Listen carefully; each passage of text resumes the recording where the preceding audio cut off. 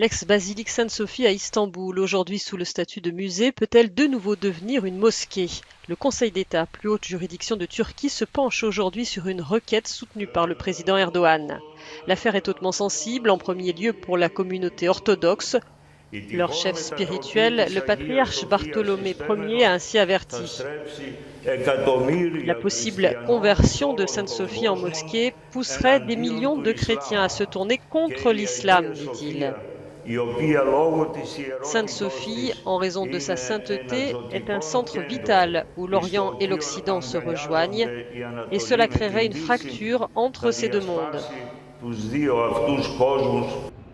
À l'étranger, les États-Unis et la Grèce ont notamment exprimé leur inquiétude.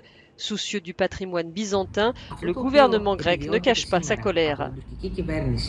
Que poursuit aujourd'hui le gouvernement turc et le président Erdogan? Rétablir et raviver le fanatisme national et religieux, s'insurge la ministre de la Culture, et de dénoncer la poursuite de la dégradation de la valeur et du rayonnement du monument. Le président Erdogan soutient ouvertement la conversion de Sainte-Sophie en mosquée sur fond de crise économique. Il entend rallier la base de son électorat, estime ce spécialiste de la Turquie au Washington Institute.